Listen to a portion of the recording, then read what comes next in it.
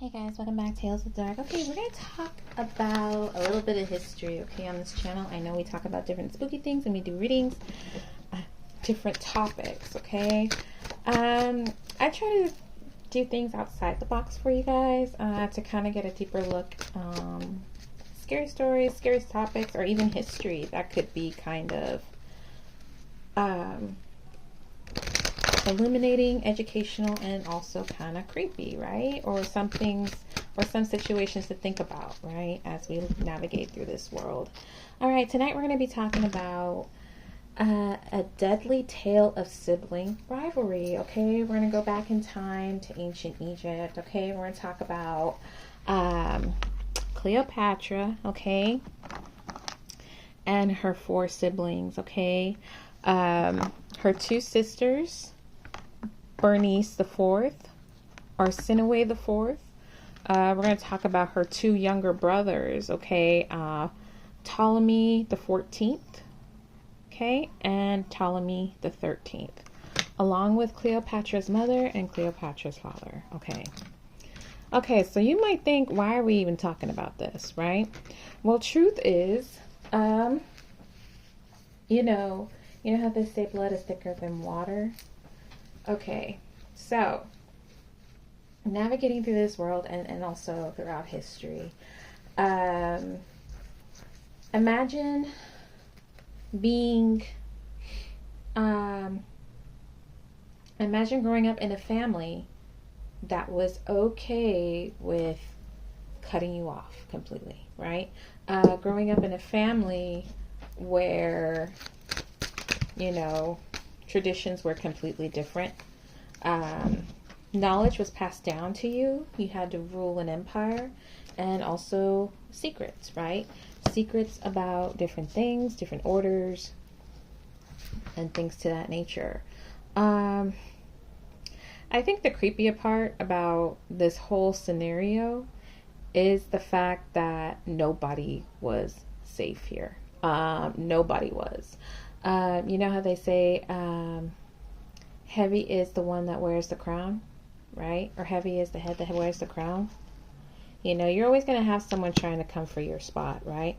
And it even happened in ancient times, okay, with rulers and families, okay? All right. So, sibling rivalry, betrayal, okay? Murder, mayhem, chaos, whatever you want to call it, okay?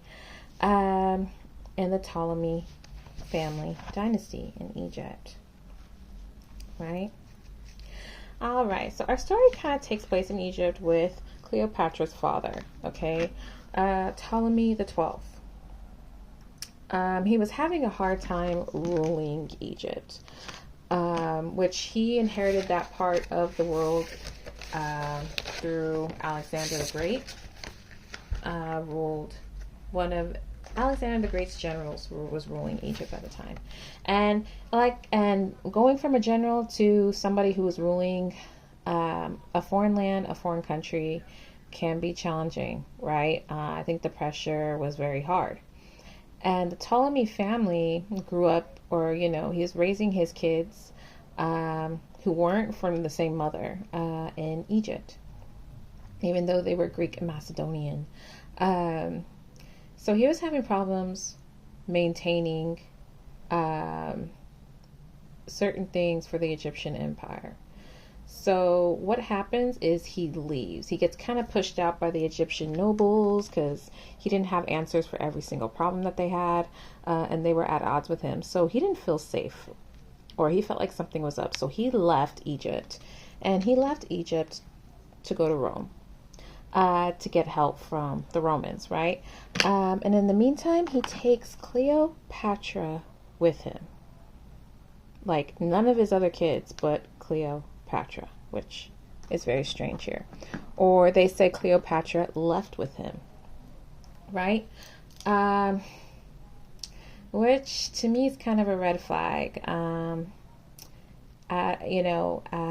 So that could have caused a rift between Cleopatra, who was the favorite at the time, and her siblings.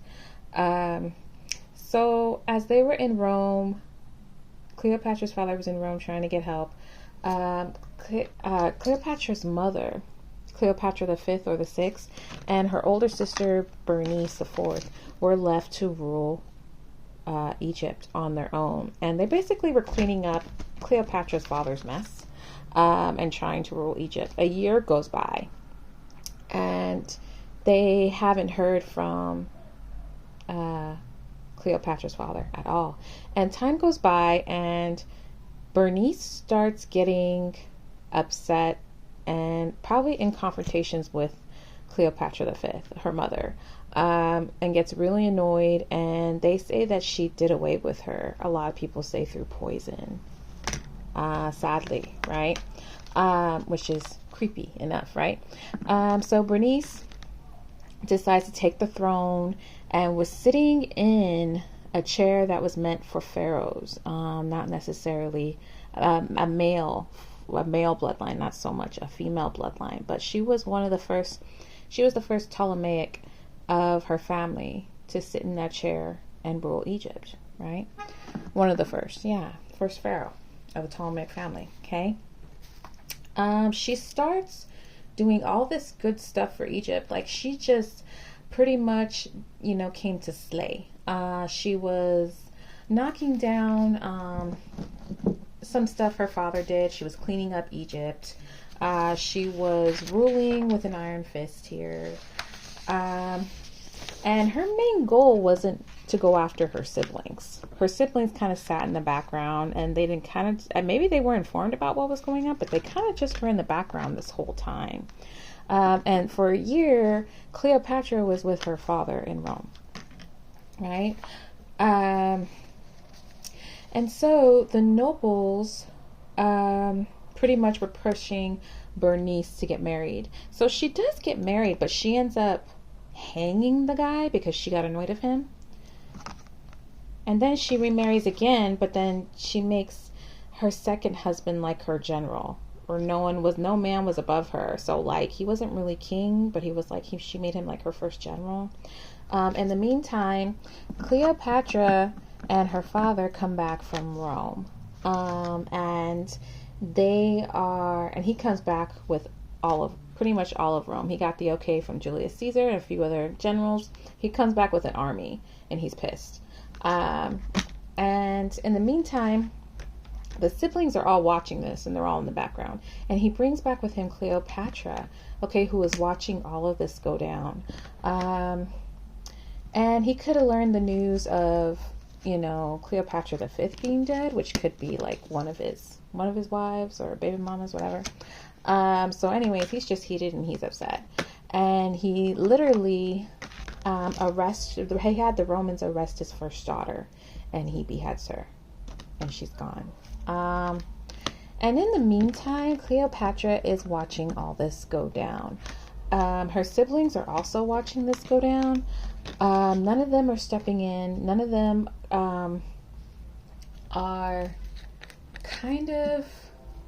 they're all kind of taken by what's going on. But one thing is for certain, and that is never to go against their father, right? And Cleopatra, who was the favorite at the time, something could have went on between Cleopatra and her father, strangely. And what I mean by that is, I find it very strange that he took Cleopatra and not the other kids. I find it very strange that she was with him in Rome for a year, and in the middle of all this chaos, and then he brings her back and he pretty much chops off her older sister's head for going against the family or going against him. And all the siblings are witnessing all this, and I just think it's crazy. The whole thing is crazy, right? Yeah. And so what ends up happening is, strangely, after 5 years or so, Cleopatra's father just dies. Could be natural causes. Maybe he was murdered. But anyways, he passed away. And so when he passed away, Cleopatra and his siblings realized that nobody's safe. Okay. So they start making moves. As young as they are, they all start making moves to try to rule Egypt. Okay. They all felt like they were all fit for the part of being king or queen or pharaoh of Egypt. They weren't going to settle for no less at all. They weren't going to settle for Upper Egypt and Lower Egypt. They wanted all of Egypt to be theirs. They weren't settling for any half a city, or maybe just one part of the city. They weren't settling for any of that. Cleopatra and her siblings felt like Egypt was theirs. So anyways, the Egyptian nobles forced Cleopatra into a marriage with her own brother, Ptolemy the 13th, right? She wasn't really for this. She was, and then, anyways, it happened anyway because of Egyptian tradition where they marry their siblings, sadly. Even though they were Macedonian Greek, but at the time, it just went the way it did, I guess. So Cleopatra was trying to make moves and still try to keep herself safe and also trying to rule Egypt. What ends up happening is the nobles end up going against Cleopatra, which were a bunch of men, Egyptian men. They felt like Ptolemy should have the say. Ptolemy should be making the rules and not Cleopatra. Well, naturally, they exiled Cleopatra to the desert, right? And right now, Cleopatra is brainstorming, okay? She feels like she has no allies. She is isolated. And her siblings are not even sticking up for her, okay? And then also she could be in some type of panic because she literally saw her father kill her sister. Her sister was literally trying to kill off people in the family, right? So undergoing all this, Cleopatra starts making moves with little resources and a small support system, right?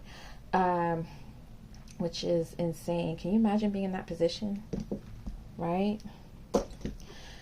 And so in the meantime, she literally decides to seek out. She basically did what her father did. She was very close with her father. So she went straight to Julius Caesar.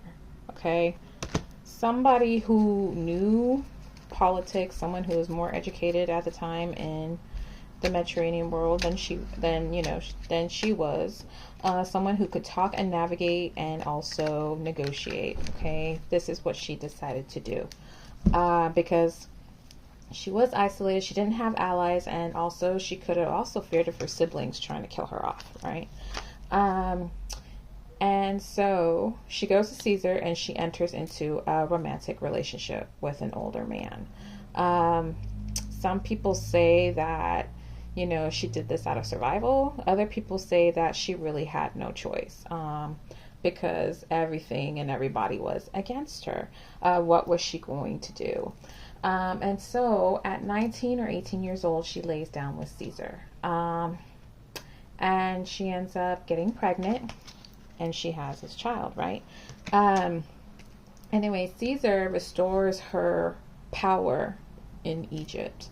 And pretty much everybody was against her. They thought that she sold out to Rome. They wanted nothing to do with her at the time. Her siblings were very much against her. They felt like she said that she sold out to Rome. Her brother that she married, Ptolemy the 13th, was really against his sister. And then also it didn't look good in front of the Egyptians that she was his quote-unquote sister/wife, and she was laying down with Rome, so they thought it was like a big abomination. But anything that they did to her, they didn't think it was an abomination, And so what ends up happening is, Caesar's trying to establish order amongst the Ptolemy dynasty, Cleopatra and her siblings. And Cleopatra's carrying his child. So Caesar wanted Rome and Caesar wanted Rome and he also wanted Egypt. But also Cleopatra wanted Egypt as well. So the fact that she was carrying his child and Egypt was now available to be invaded, it was a win-win situation for Caesar and Cleopatra at the time. They believed that this was more out of survival mode and also to secure Egypt at the same time. Anyways, her siblings were totally against her. They felt like she sold out to Rome. They pretty much outcasted her from the Egyptian family, or they tried to. Cleopatra's younger sister, okay, so the first older sister got killed. The father's dead. Cleopatra's mother's dead. Her brother is unsupportive and is against her. And so is her younger sister, Arsinoe. Okay, so Arsinoe enters into a connection with a royal advisor, and he like kills an Egyptian noble for her so she can get this army, and they start going against Caesar and Cleopatra with this royal advisor, right? Pretty much, right? And in the meantime, Arsinoe conjures up a plan to trap Caesar at the Alexandrian lighthouse, which is in Egypt. And it works. Caesar actually had to run from the situation or retreat from the situation with his soldiers because Arsinoe's army overpowered the little masses that they had at the time. This kind of came out of left field for Cleopatra and Caesar.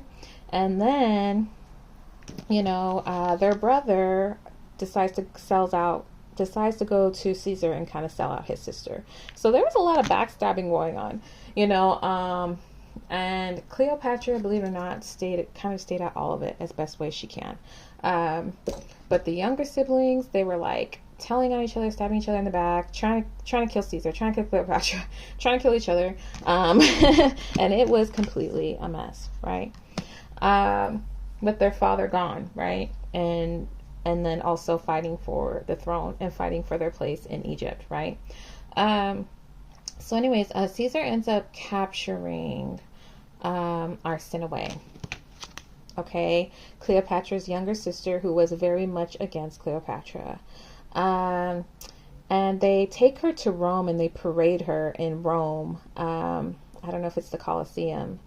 And Caesar was going to kill her in front of everybody. And then Rome was like, yo, you're going to kill this little 12-year-old girl, 13-year-old girl. Rome was against it.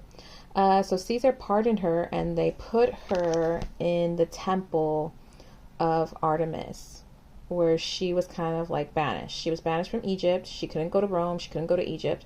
So he banished her to Artemis because Caesar was pissed off at her. And in the meantime, there's like little skirmishes and war breaking out throughout Egypt. And Ptolemy is trying to still establish his place. Anyways, he loses his life in a battle overseas in the waters in the Niles of Egypt, right? And his ship actually ends up like breaking apart and he ends up drowning in the Nile River, okay? And then Caesar actually ends up getting killed after that, right? He gets murdered by Rome, okay? This leaves everybody, the Ptolemaic dynasty, they all know that they're not safe. All of them know that they're not after that fact. So what ends up happening is Cleopatra, soon after, she has Caesar's child, mind you. So she enters into another romantic relationship with Mark Antony, okay? And these two kind of clicked, okay? They could be around the same age, or they could have been twin flames.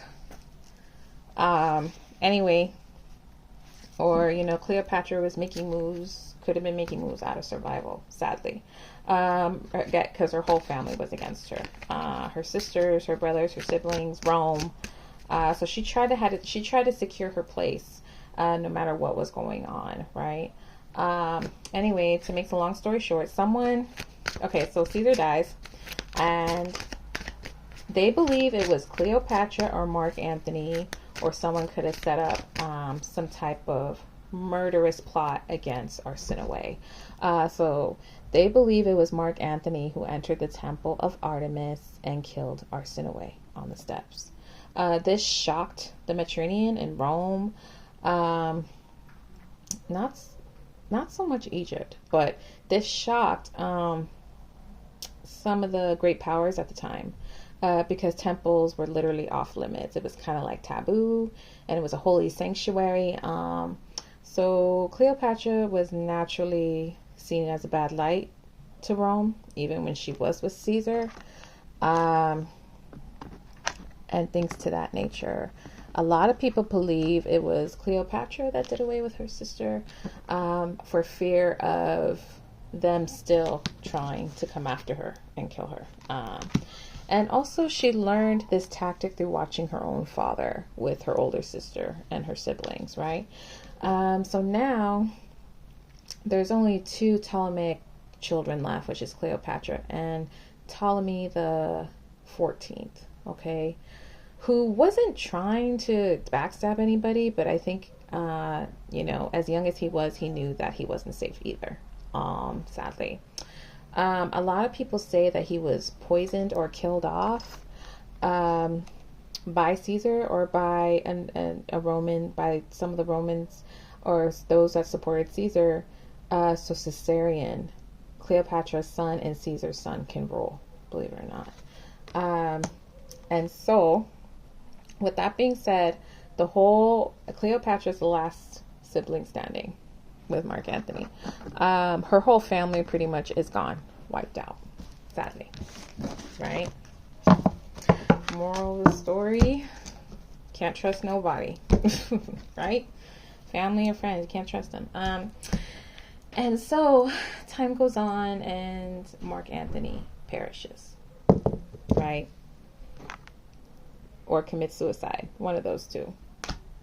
And the last standing was Cleopatra, who still had enemies, sadly. Okay, this was a mother of Caesar's child, and maybe 4 other children that she had with Mark Antony, right? So she was trying to live a life, trying to rule Egypt, trying to do what's best for Egypt, which she did in the midst of all that chaos, right? But, she had enemies. Her sister, her brother, Rome. Some people in Rome did really dislike her. But I want to say, like, her biggest rival wasn't just her sister, wasn't just her brother, and also her older sister. Her biggest rival, I feel like, was Caesar's wife also. So everyone was trying to come for Cleopatra. Everybody was. This was Caesar's first wife. She had a son with Caesar first.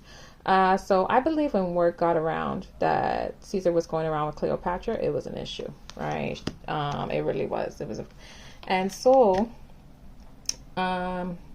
because a lot of this stuff is about playing chess and being strategic. So what she does is she sends her nephew or their son, Octavius, aka Augustus, okay, to kind of do her dirty work or to finish out the job, which was taking down Cleopatra, right? Caesar was murdered, and so they wanted Cleopatra out of the way, regardless. Cleopatra did what she did up until the end, where they said that she committed suicide because she refused. Because when her armies were defeated and Octavius came in, he was going to parade her through Rome the way Arsinoe was, and she refused to go down like that. Okay, a lot of people say it was a snake bite. A lot of people say she was poisoned. But nobody really knows how she met her end. There's suspicion around it. And yeah. She is the last ruler of Egypt. Egypt didn't have any more rulers after that. She was the last queen of Egypt. She was the last pharaoh of Egypt, whatever you want to call it. But either way, I feel like the whole Mediterranean and the Egyptian empire was going to be invaded by its neighbors. Egypt's resources, wealth was very important to Rome at the time. Territory and expansion was very important to Rome at the time.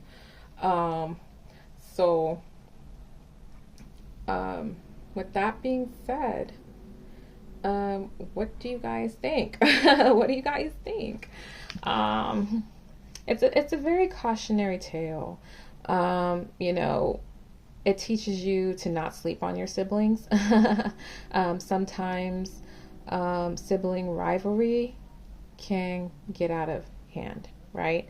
Or, you know, jealousy, envy, favoritism also can breed a negative outcome when it comes to family, friends, jobs, relationships, things to that nature, right? Um, and also, I think that there was so much going on. I'm actually in awe of um, the way that kings or queens, or the way that they did what they could do to survive, right? Cleopatra was holding on until the end. Um, and in many ways, I feel like she was betrayed by Rome for territory and expansion. Um, but that was the risk in building allies. That was the risk that her father took. That was the risk that Egypt was taking at the time, um, when they made alliances, you know. And it also teaches you to not sleep on anybody. You know, you never know who has it out for you, right? A sibling, somebody's brother, sister, lover, ex of an ex. You know, you just never know, right? It's very much a dark, cautionary tale, I want to say. Um, and at the same time, it teaches us that history also repeats itself, right? Um, have you guys ever been in a situation where you disagreed with a sibling and it got out of hand? An aunt, a brother, an ex-lover, someone you had kids with and it got, yeah. So this stuff really does happen, and it doesn't only happen in history, it's happening today, which I think is a dark tale within itself.